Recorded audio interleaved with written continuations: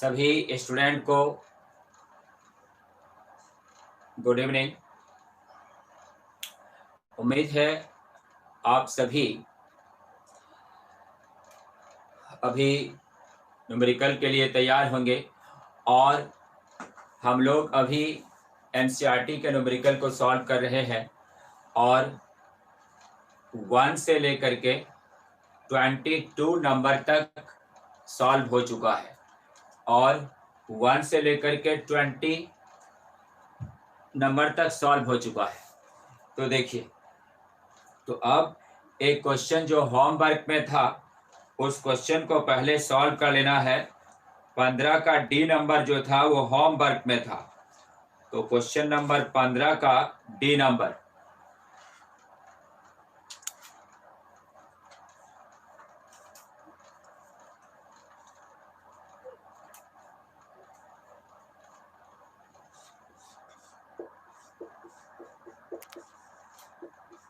NCERT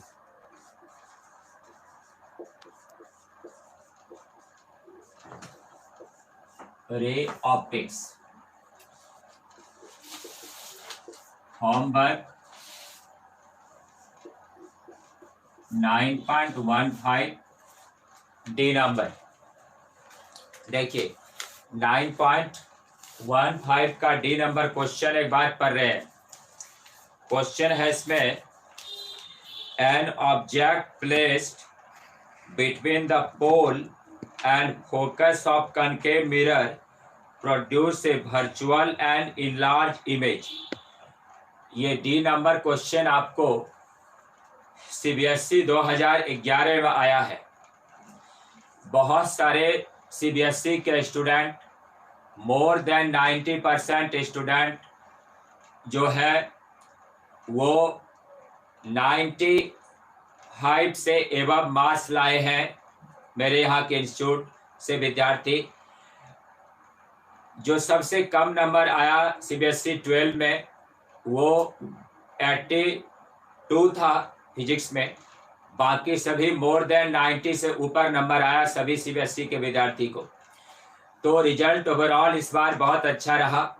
और ये जो क्वेश्चन है ये सीबीएसई में 2011 में आया है, डायरेक्ट क्वेश्चन है, और 2018 में भी ये डायरेक्ट क्वेश्चन है।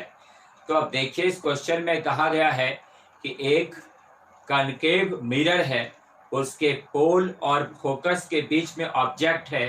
तो बताना है हम लोगों को कि उसका जो इमेज है वो वर्चुअल होगा और इनलार्ज होगा। लाइटिंग ज़्यादा है क्या?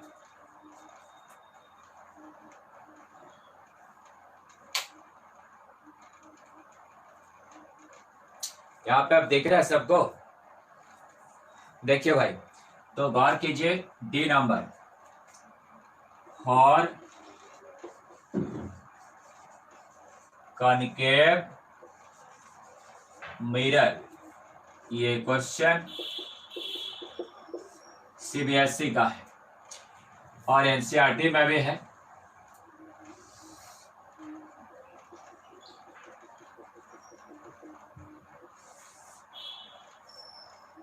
कनकेव मिरर है, ये हुआ पोल, ये हुआ फोकस,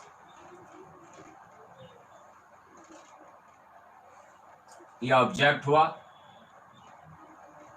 लाइट इस तरह से गया,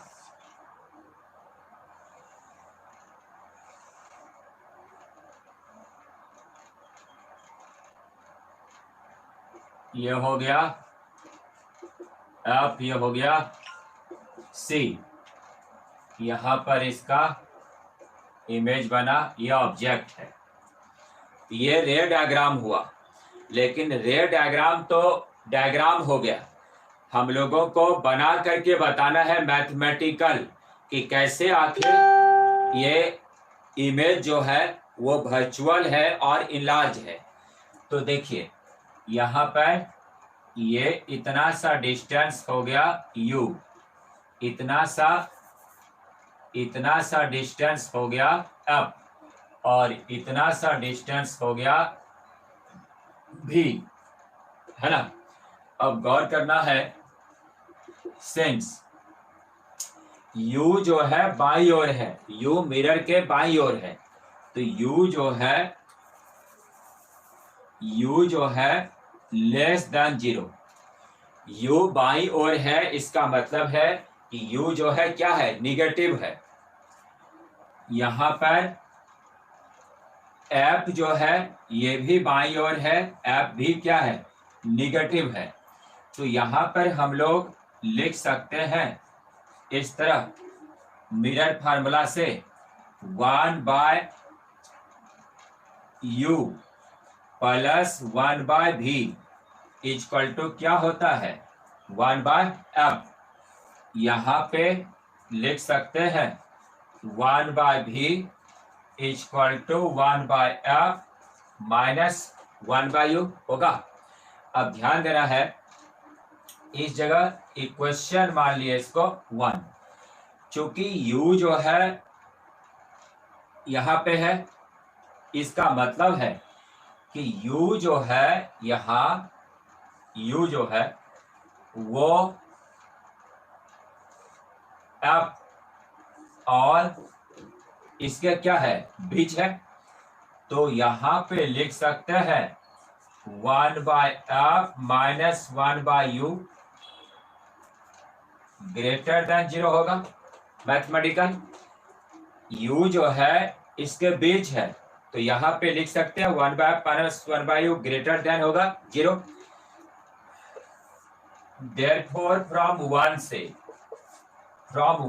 1/f माइनस 1/u क्या है, 1/v है।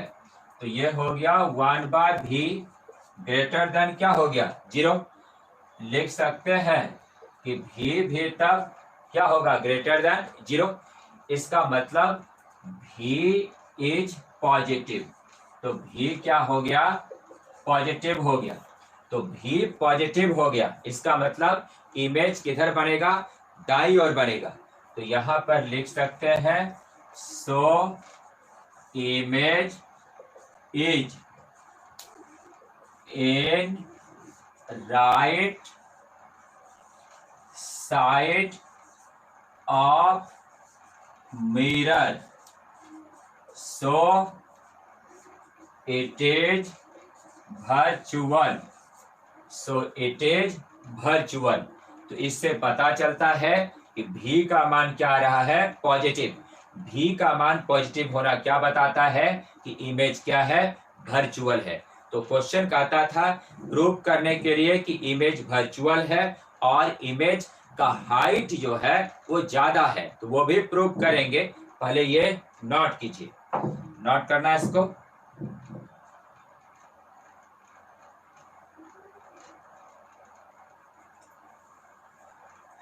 तो ये क्वेश्चन सीबीएसई में आया है। सीबीएसई के जो भी स्टूडेंट है, इस बार बहुत ढेर सारा विद्यार्थी ऐसे हो सकता है कि एक पेपर का जांच जो है ओवरऑल किया गया है, लेकिन फिर भी जो भी हुआ सभी विद्यार्थी के आधार पर, पढ़ाई के आधार पर, पढ़ने के आधार पर हुआ। सभी विद्यार्थी का अच्छा परफॉर्मेंस रहा सीबीएसई का। सभी विद्यार्थी को मैंने शुभकामना संदेश पहले भी दिया है और आप सबके माध्यम से भी सभी सीबीएसई के विद्यार्थी को बहुत बहुत बधाई है। अधिकांश विद्यार्थी 90% से ज्यादा सीबीएसई में मार्क्स लाया और ये क्वेश्चन भी सीबीएसई में आया हुआ है। मिटा रहे इसको।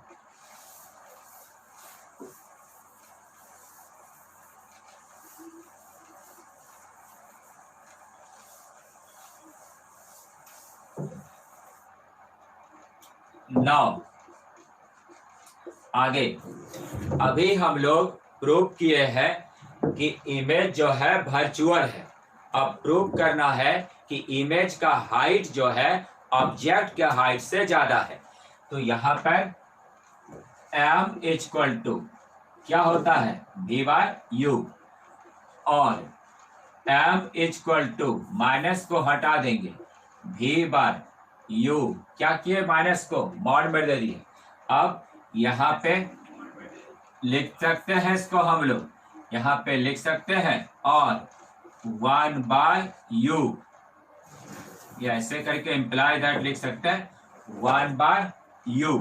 यहाँ पे देख सकते हैं कि 1/u जो है यहाँ पे क्या होगा, ये होगा ग्रेटर देन 1/v, है ना। अब इस कंडीशन में देख सकते हैं कि 1/u जब इस तरफ आएगा तो वैल्यू इसका क्या हो रहा है, v का मान इससे 0 से बड़ा हो रहा है। तो इस स्थिति में इसका वैल्यू क्या होगा, लेस देन। अब हम लोग तब देख सकते हैं u यहां भी लेस देन है, ये ग्रेटर देन है। तो यहाँ पे जब ये बढ़ जाएगा तो यहाँ पे मान क्या आ जाएगा, इस तरफ। जब हम लोग वैल्यू को पलट देंगे तो ये क्या होगा, इस तरफ। इसका मतलब है हम लोग देख सकते हैं कि यहाँ पर और यहाँ पर तब m इक्वल टू, चूंकि v/u है, इक्वल टू क्या है, hi/ho। जब v का मान u से ज्यादा है तो hi का मान ho से ज्यादा होगा। देयरफॉर यहाँ पर hi जो है वो u से, hi जो है ho से ज्यादा होगा। इससे पता चलता है कि इमेज का हाइट जो है ऑब्जेक्ट के हाइट से अधिक है। तो देयरफॉर लिख सकते हैं now the height of image is greater than height of object. तो ये क्वेश्चन बहुत सारे स्टूडेंट व्हाट्सएप पर बनाकर भेजे थे और सभी स्टूडेंट को हृदय से धन्यवाद देते हैं और शुभकामना करते हैं उसके बहुत आगे उज्जवल भविष्य का, क्योंकि बहुत सारे स्टूडेंट इस क्वेश्चन को सॉल्व करके व्हाट्सएप पर कल ही सेंड किए थे। और इसलिए इससे पता चलता है कि आप सभी विद्यार्थी मेहनत करते हैं, लेकिन कुछ है जो मेहनत नहीं कर रहा है, इसलिए उसको भी मेहनत करना चाहिए।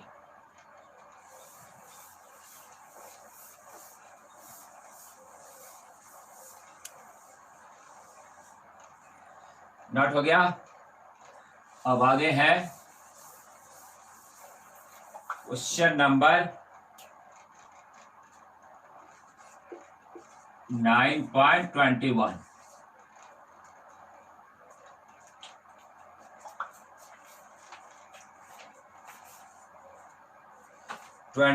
नंबर क्वेश्चन पर चल रहे हैं। लॉन्ग क्वेश्चन है, बहुत बड़ा क्वेश्चन है 21।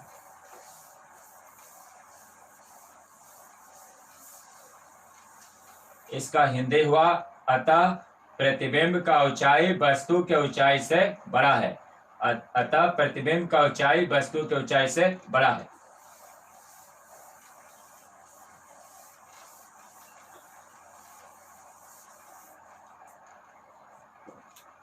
क्वेश्चन है ए number, determine the effective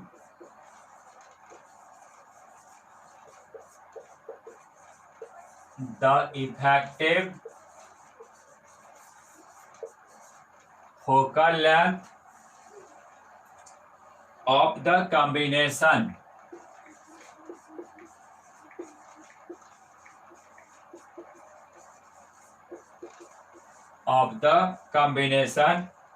of two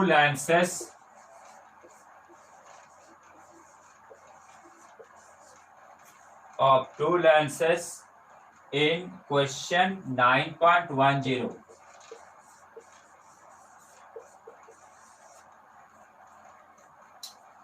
In question 9.10, if they are placed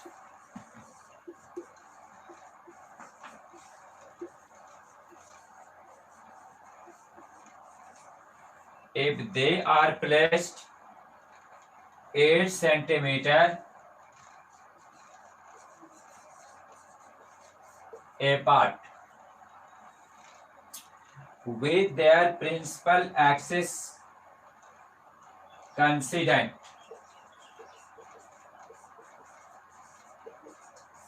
with their principal axis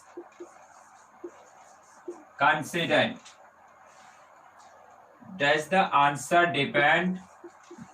लंबा क्वेश्चन है. Does the answer depend on which side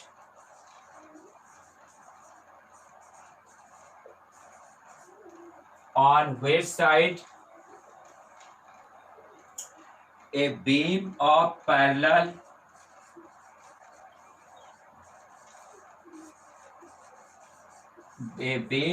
parallel light is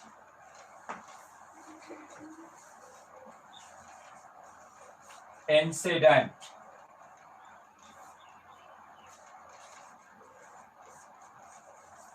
Is the notation of effective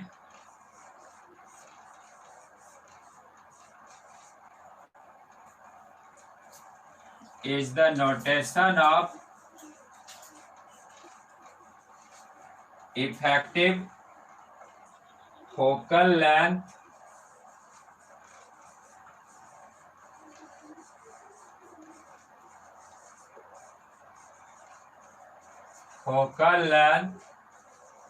of the system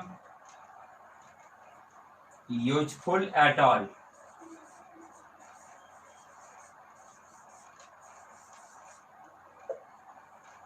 यही है इसका ए number question.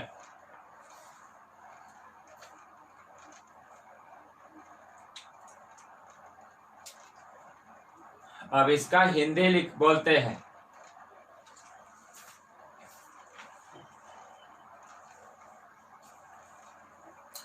ये सब long numerical है NCERT का. अब इसका हिंदी बोल रहे हैं.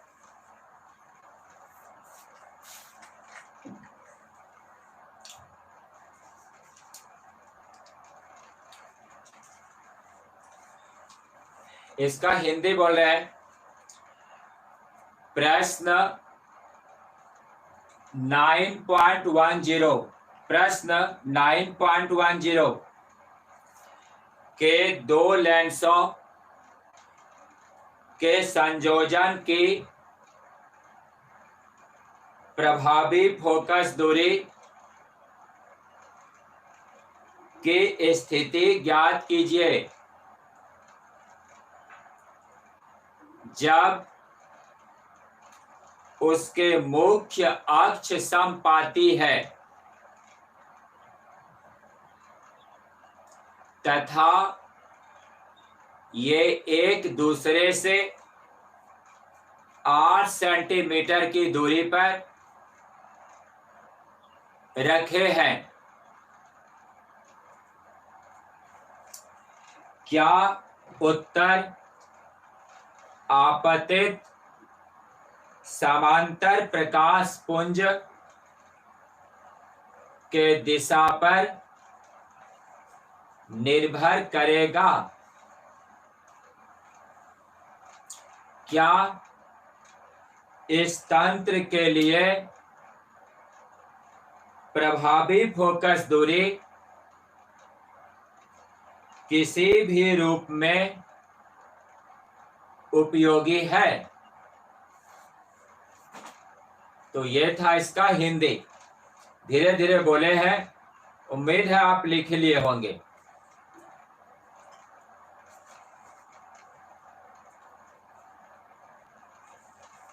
देखिए भाई, क्वेश्चन 9.10 से बोल रहा है इसमें.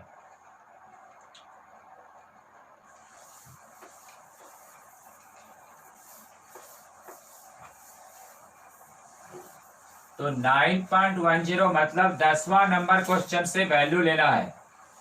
क्वेश्चन नंबर 10 से वैल्यू लेना है इसमें.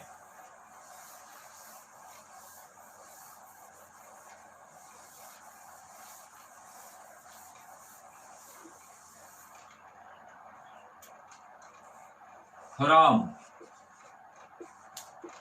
9.10। तो 21 नंबर का जो न्यूमेरिकल है इसका वैल्यू 10 नंबर के सवाल से लेने कह रहा है क्वेश्चन में। तो 10 नंबर के सवाल में क्या है, देखिए 10 नंबर के सवाल में है कि किसी 30 सेंटीमीटर फोकस दूरी के उत्तल लेंस के संपर्क में 20 सेंटीमीटर के फोकस दूरी के अवतल लेंस के संयोजन से उसकी फोकस दूरी ज्ञात कीजिए। यानी इसमें दो लेंस है, 30 सेंटीमीटर है उत्तल लेंस का फोकस दूरी और 20 सेंटीमीटर है अवतल लेंस का। तो 10 नंबर से यहाँ पर हम लोग ए नंबर में चल रहे हैं। यहाँ पे पहला कंडीशन है, केस नंबर 1 है, case number 1 for convex and concave lens. इसका मतलब पहले जो है कन्वेक्स लेंस है, उसके बाद जो है कनकेव लेंस है। इसका फोकल लेंथ दिया हुआ है 30 सेंटीमीटर, इसका फोकल लेंथ दिया हुआ है 20 सेंटीमीटर, लेकिन ये माइनस होता है। अब इस क्वेश्चन में एक नया चीज ऐड हुआ है, दोनों लेंस के बीच का डिस्टेंस दिया हुआ है। प्रिय छात्र आप सभी ध्यान दें, ये एक बहुत ही लॉन्ग न्यूमेरिकल है, इसको धैर्य से स्थिर से बनाना पड़ेगा, शांत से, हड़बड़ाना नहीं है। देखिए 21 नंबर का जो क्वेश्चन है वो इसी एक्सरसाइज के 10 नंबर से वैल्यू को लेना है। ये 10 नंबर में कन्वेक्स लेंस का मान फोकस दूरी 30 है और कनकेव लेंस का फोकस दूरी 20 है। यहाँ दोनों के बीच का जो दूरी है 8 सेंटीमीटर है। तो अब हम लोग पहला नंबर ले रहे हैं, पहले कन्वेक्स और फिर कनकेव है। दूसरी बार लेंगे, पहले कनकेव होगा फिर कन्वेक्स होगा। तो यहाँ पर देख सकते हैं इस जगह अब चल रहे हैं हम लोग for convex lens. Convex lens के लिए, कन्वेक्स लेंस के जब चलेंगे तो यहाँ पर सबसे पहले U1 प्रकाश की किरण इस पर कहां से पड़ रहा है, इन्फिनिटी से पड़ रहा है। तो प्रकाश की किरण जब इन्फिनिटी से आ रहा है तो ऑब्जेक्ट का डिस्टेंस क्या होगा, अनंत होगा, इन्फिनिटी होगा, क्योंकि प्रकाश की किरण कहां से आ रहा है, अनंत से आ रहा है। इसलिए U1 का मान क्या हो गया, इन्फिनिटी। F1 का मान हम लोगों को क्या दिया हुआ है, 30। तो यहाँ पर lens formula 1/V1 minus 1/U1 equal to 1/F1। 1/V1 minus U1 का मान क्या हो गया, इन्फिनिटी।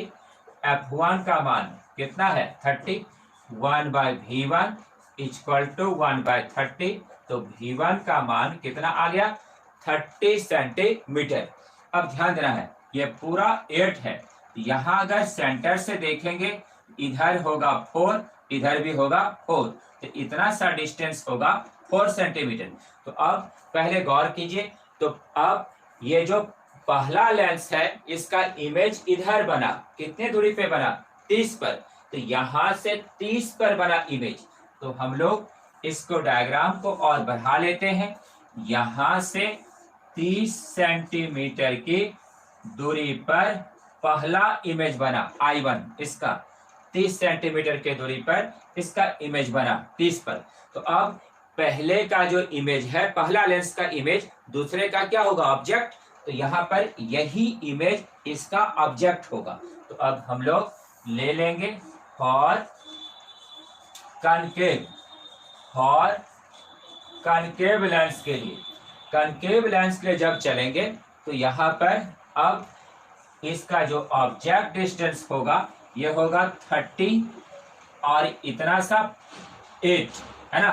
तो 30 में 8 घट जाएगा क्योंकि ये दूरी 8 है, तो ये हो जाएगा 30 -8, तो कितना आ गया 22 सेंटीमीटर। इसका मतलब है कि इतना सा जो दूरी है ये 22 सेंटीमीटर होगा। अब हम लोग यहाँ पे कनकेव लेंस के लिए चल रहे हैं।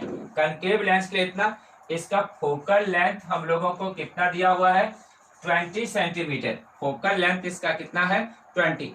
अब यहाँ पे लेंस फार्मूला लगाएंगे 1/v2 minus 1/u2 equal to 1/f2।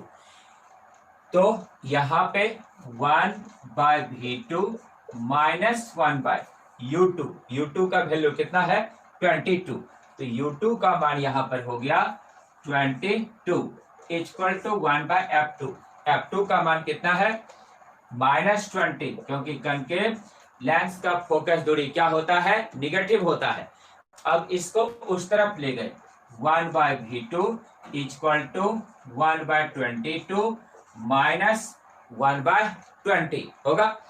अब इसका एलसीएम ले लेते हैं। एलसीएम 22 इंटू 20 माइनस 22 होगा इतना। अब 1/v2 -2 और ये 22 इंटू 20 इतना हो जाएगा। अब यहां से कैंसिल कर रहे हैं 11, इसका मान आ जाएगा माइनस इतना। इसको सॉल्व करेंगे तो v2 का मान आ जाएगा -220 सेंटीमीटर। मतलब यहां से 220 सेंटीमीटर पर इधर इसका इमेज बनेगा। तो अब देख सकते हैं कि यहां से 220 इधर, तो 220 सेंटीमीटर यहां से इधर जो है इमेज बना। और ये कौन सा इमेज हो गया I2 हो गया। तो I2 जो है वो अवतल लेंस से दाईं ओर उस तरफ बनेगा, यहाँ पर 220 पर। तो 20 से कितना पे बनेगा, तो 220 यहां तक है, यहां से इतना सा क्या है 4, तो 220 में 4 घट जाएगा, कितना बचेगा 216। तो इस पूरे सिस्टम का फाइनल इमेज कहां बनेगा, उसके मध्य बिंदु से 216 पर। तो यहाँ पे हम लोग देख सकते हैं इतना सा तब डिस्टेंस को हम लोग मान लेते हैं। ये जो डिस्टेंस है यहां से यहां मिडिल पॉइंट से ये डिस्टेंस क्या मान लिए x, तो x का मान हो जाएगा 220 और -4। तो हम लोग देख सकते हैं कि x इक्वल टू हो जाएगा 220 और ये +4 आ जाएगा -216 सेंटीमीटर। तो दोनों लेंस के कारण जो फाइनल इमेज बना वो कितनी दूरी पे बना, यहां से 216 सेंटीमीटर पर बना। ये सब भाई लॉन्ग न्यूमेरिकल है, इस सब पर आपको बहुत बहुत मन 100% शांत करके बैठना पड़ेगा। बनाइए बनाइए, लॉन्ग न्यूमेरिकल है।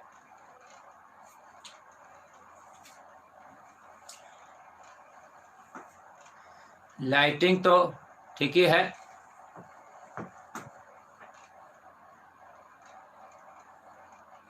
नोट कीजिए, सब लॉन्ग न्यूमेरिकल है, शांत मन से बनाते जाइए। लाइटिंग तो ठीक ही है।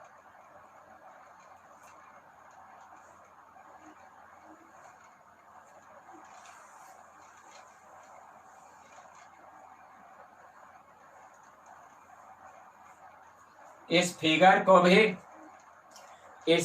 को भी एकदम बढ़िया से साफ साफ बना लेना है। इस फिगर को पूरा एकदम बढ़िया से बना लेना है। हम जरा पानी पीते हैं, तब तक नोट करिए।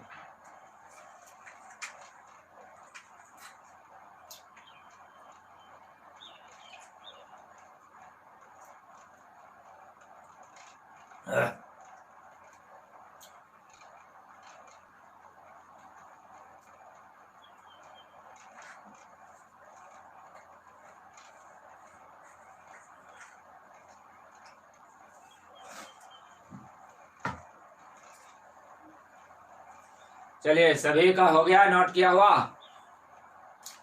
फिगर सभी बढ़िया से नोट कर लीजिए।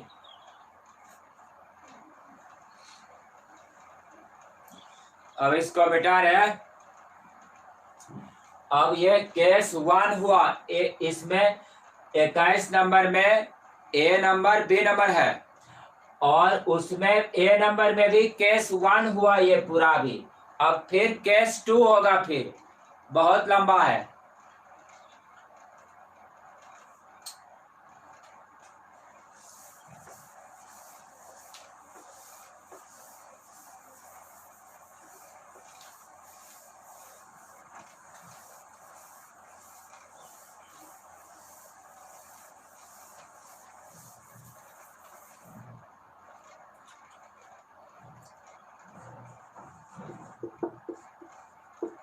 केस नंबर 2, और कनकेव एंड कन्वेक्स लेंस। अभी केस नंबर 1 में पहले था उत्तल लेंस तब अवतल लेंस। अब केस नंबर 2 में पहले अवतल लेंस तब उत्तल लेंस।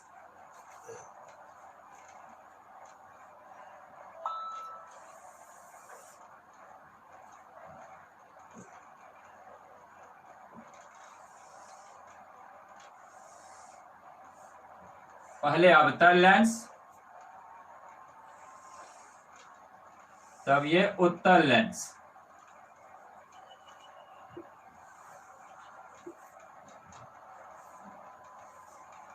इतना सा 4 सेंटीमीटर, पूरा डिस्टेंस 8 सेंटीमीटर। अब इसका हो गया 20 और इसका हो गया 30। लाइट इस पर इस तरह आया इन्फिनिटी से। तो पिछले क्वेश्चन का ठीक ये लेंस उलट गया है। तो पहले उसमें क्या था, पहले था उत्तल फिर अवतल। अब क्या है, पहले अवतल फिर उत्तल।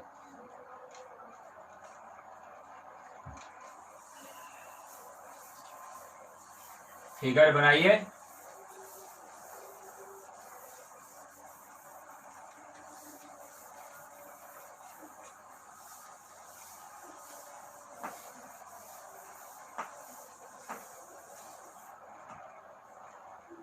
देखिए भाई, और कनकेव के लिए, और कनकेव लेंस ऑब्जेक्ट कहाँ है, इन्फिनिटी पर, क्योंकि प्रकाश की किरण पहले लेंस पर समांतर आ रही है। जब समांतर आएगी प्रकाश की किरण, इसका मतलब वस्तु कहाँ है, अनंत पर है, तो इन्फिनिटी पर है, U1। F1 का मान हो गया -20।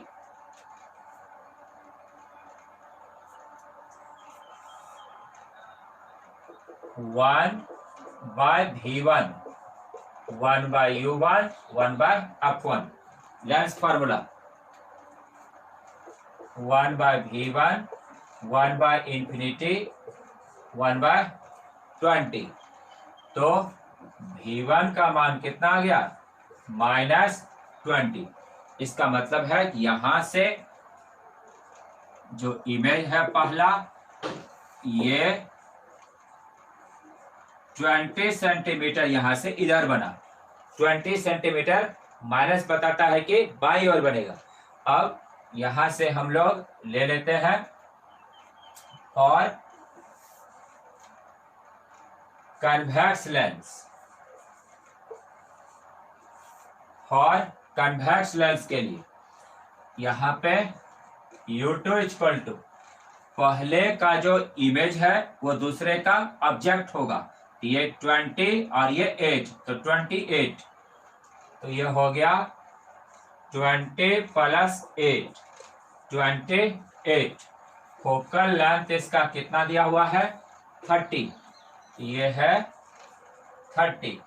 Lens formula 1/V2 -1/U2 equal to कितना हुआ 1/F2, 1/V2 minus 1/U2। U2 का मान कितना होगा -28, क्योंकि यहां से ऑब्जेक्ट किधर पड़ रहा है लेफ्ट साइड, लेफ्ट साइड होगा कितना होगा माइनस से साइन कन्वेंशन रूल, और यहां पर ये मान कितना हो गया 30। इसको अब सॉल्व कर लेते हैं, इसका मान यहां से आ रहे, अब ये और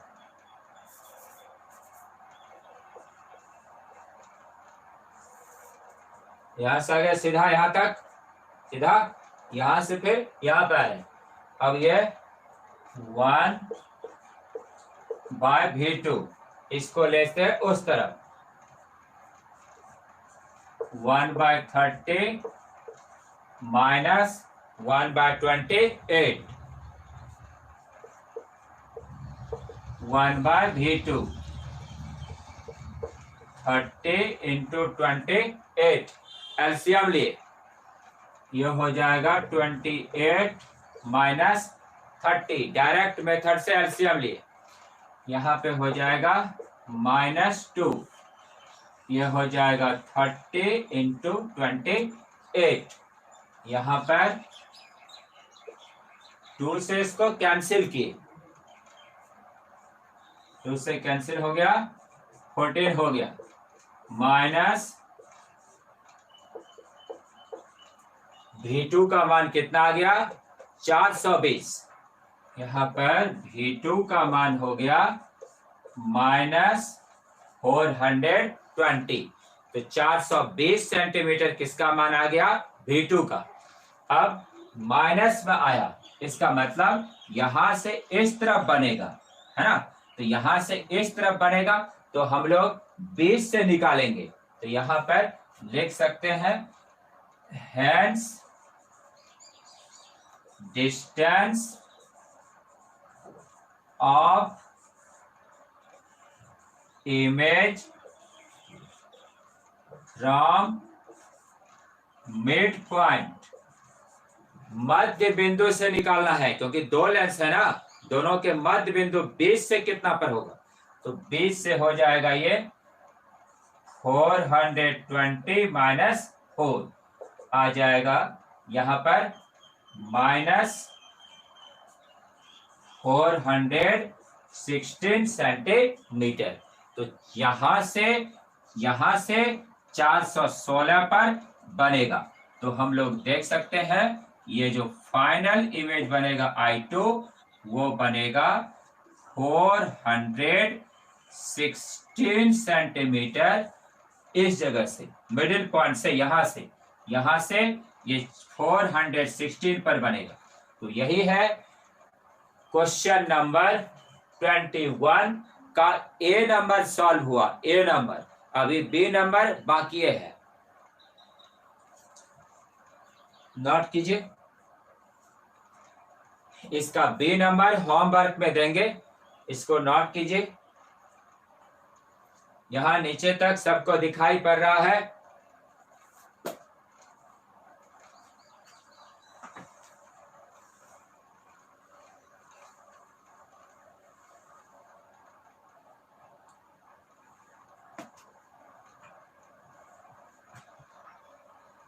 हाँ, सब है एकदम क्लियर।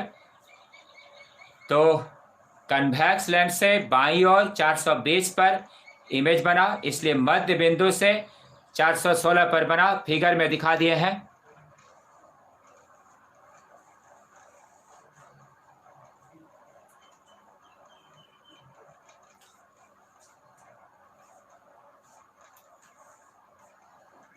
नोट हो गया।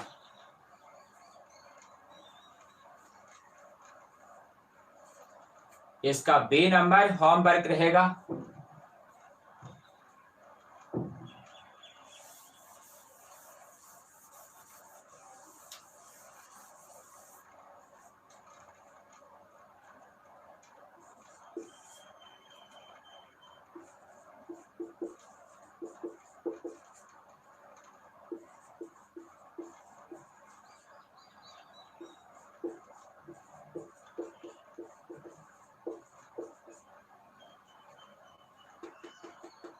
बी नंबर सॉल्व करके व्हाट्सएप पर भेजना है। ये जितना भी बनाए, ये पूरा ए नंबर था, इतना पूरा लंबा।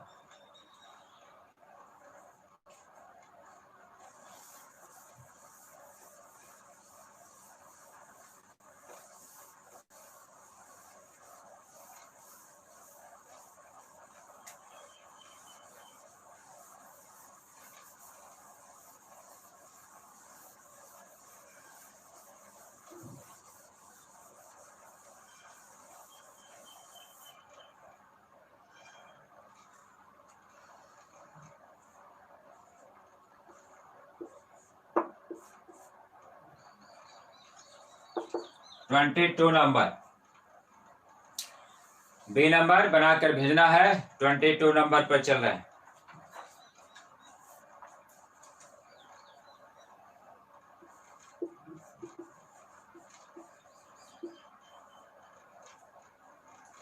At what angle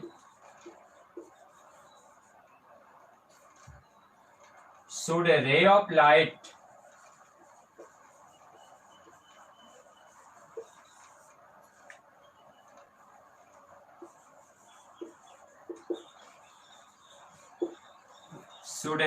light be incident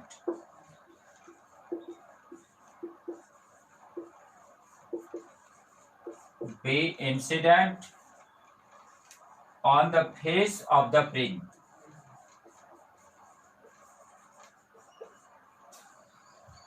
On the face of the prism.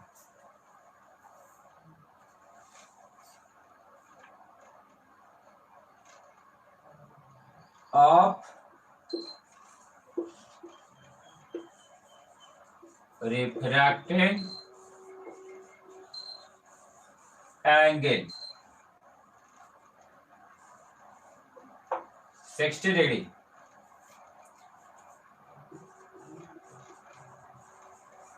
So that it just suffer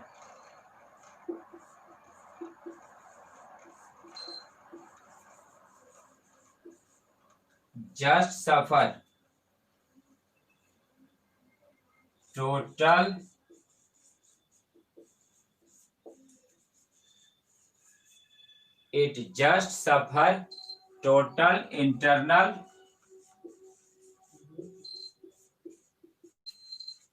reflection at the other face.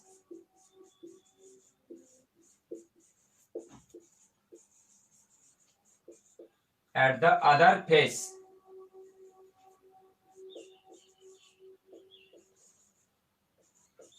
The refractive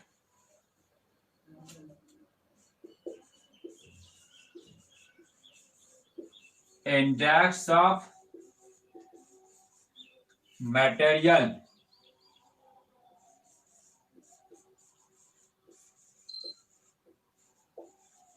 of the prism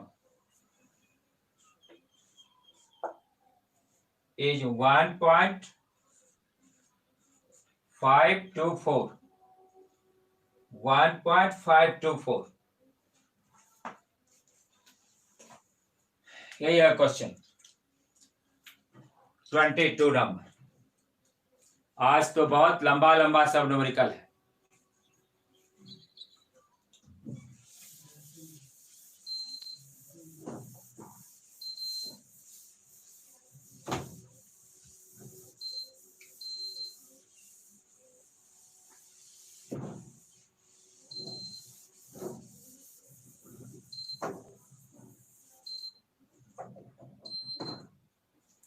अब इसका हिंदी लिखिए भाई।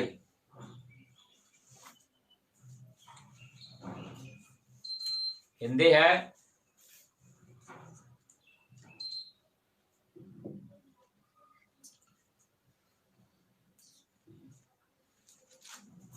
Twenty two number. हिंदी बोल रहे हैं 22 का। 60 डिग्री अपवर्तन कोण के प्रिज्म के फलक पर किसी प्रकाश की किरण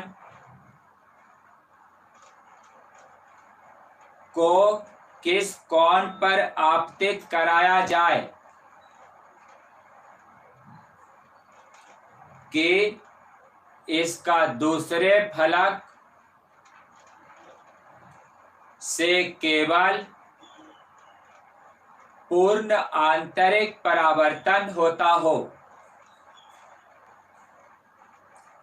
प्रिज्म के पदार्थ का अपवर्तनांक 1.524 है। हिंदी एक बार फिर से बोल रहे हैं, हिंदी एक बार फिर से बोल रहे हैं। 60 डिग्री अपवर्तन कोण के प्रिज्म के फलक पर किसी प्रकाश के किरण को किस कोण पर आपतित कराया जाए कि उसके दूसरे फलक से होकर पूर्ण आंतरिक परावर्तन होता हो। प्रिज्म के पदार्थ का अपवर्तनांक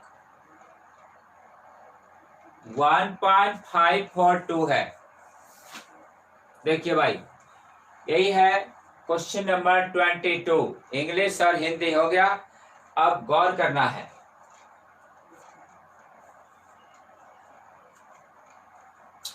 एंगल दे दिया है 60, अपवर्तनांक दे दिया है 1.54, और क्या हो रहा है? Total internal reflection. देखिए समझिए,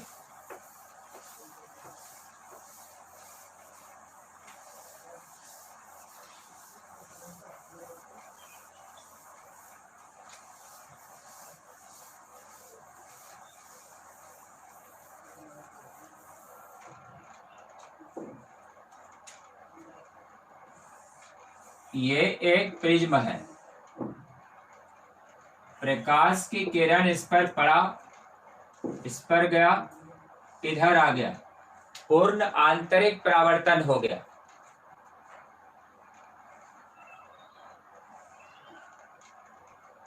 यह है नॉर्मल,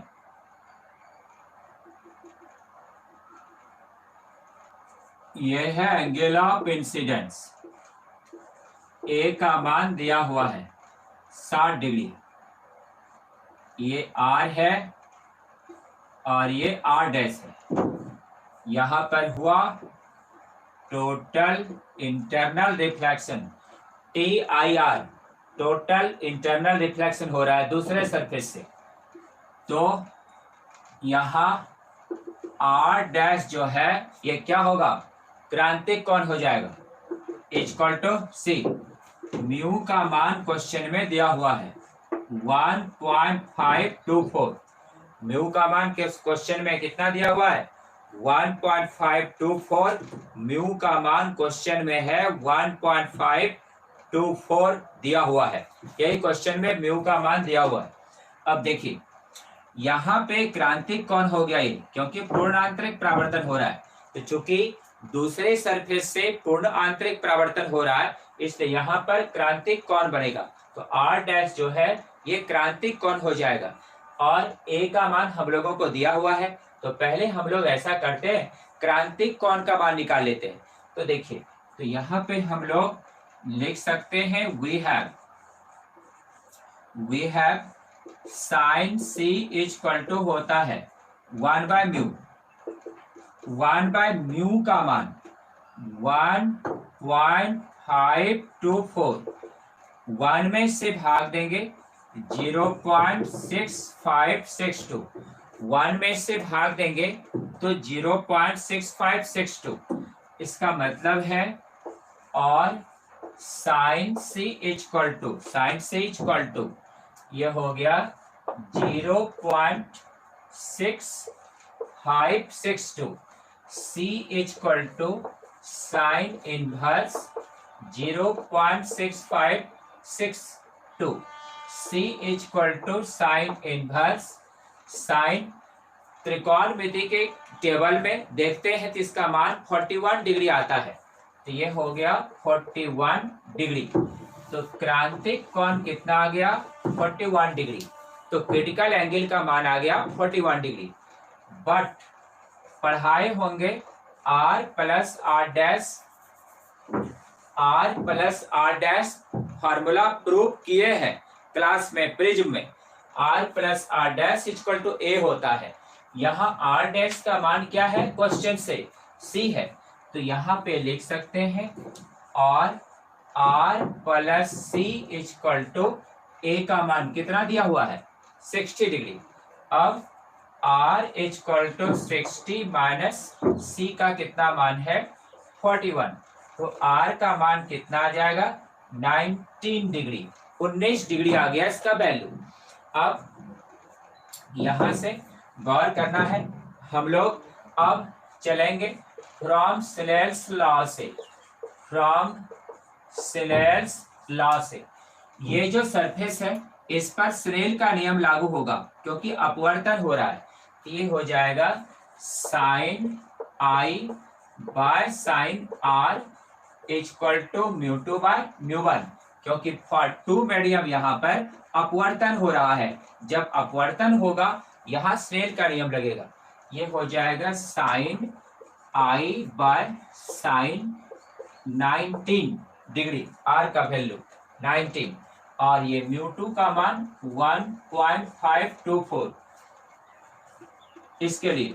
और इधर तो हवा है तो हवा के लिए म्यू वन का मान क्या हो गया? हवा के लिए म्यू वन का मान क्या हो गया? 1।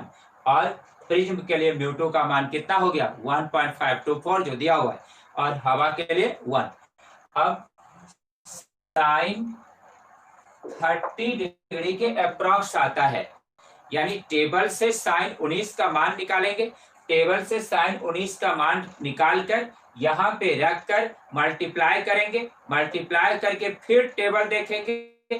टेबल जब देखते हैं तो इसका मान साइन 30 के लगभग आता है। एग्जैक्ट वैल्यू 29 डिग्री 45 मिनट आता है। 29 डिग्री 45 मिनट आएगा इसका मान, लेकिन वो 45 मिनट आ गया तो 1 मिनट अगला काउंट हो जाएगा। तो 29 डिग्री अगला 1 मिनट तो कितना होगा? 30 डिग्री।